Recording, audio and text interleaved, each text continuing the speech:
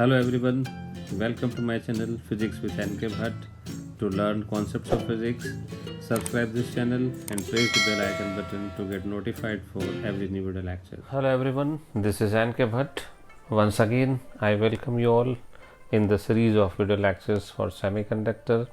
In the last video lecture, we discussed about the band theory in solids. Today, I brought another connected topic, that is insulator, conductor and semiconductor. In today's video lecture, we will come to know what are insulator, conductor and semiconductor.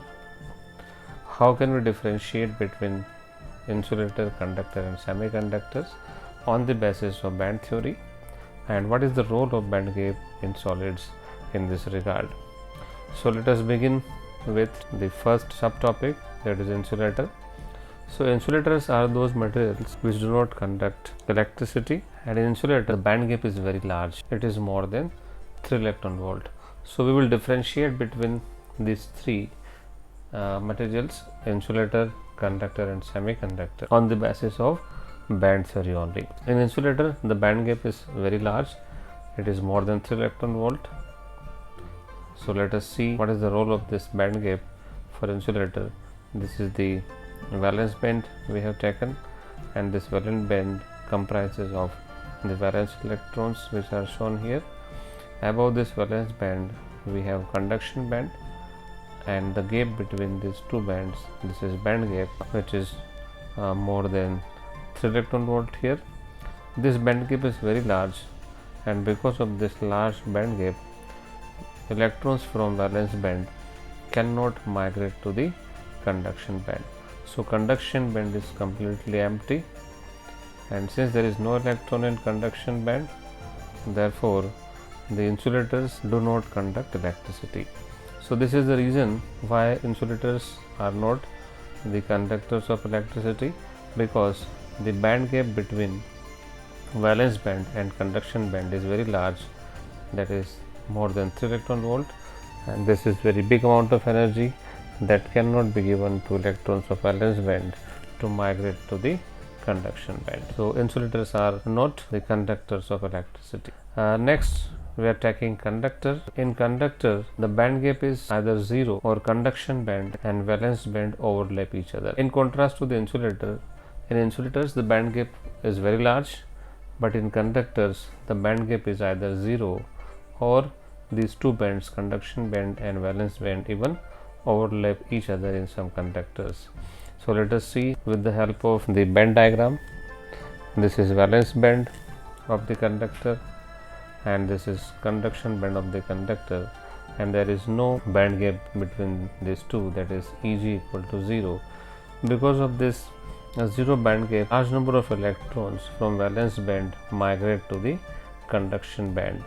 As a result, enormous amount of free electrons are available in conduction band, and another possibility is overlapping of the bands.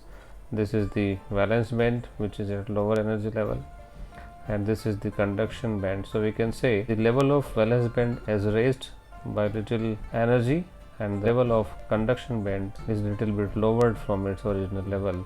So in that way these two bands are overlapping each other.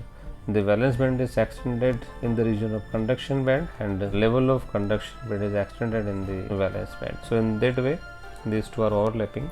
The result of both of these is large number of electrons are available in conduction band of the conductor. So due to no gap, electrons from valence band migrate to the conduction band, and since large number of electrons are available in conduction band, therefore conductors do conduct electricity. So reason behind the conduction of electricity through the conductor is the band gap is 0 or these two bands are overlapping each other. The last one is semiconductor. In semiconductor the band gap between conduction band and valence band is less than 3 electron volt. So what is the effect of this less band gap? Due to less band gap, few electrons from valence band migrate to the conduction band by thermal agitation. The meaning of this statement is, at the room temperature some electrons of semiconductor migrate to the conduction band from the valence band. So let us see with the help of band diagram. This is valence band, and it comprises valence electrons, This is conduction band, and primarily this band is empty, no electrons available here. The band gap between conduction band and valence band for semiconductors is less than 3 electron volt. Because of this less band gap, some electrons from valence band migrate to the conduction band. यहाँ से कुछ electron ऊपर चले जाते हैं conduction band में. So few electrons are available here in conduction band because of thermal agitation. As a result, the vacancy of electrons is created in valence band, and that vacancy is known as holes. So these are holes created in the valence band due to migration of electrons from valence band to the conduction band.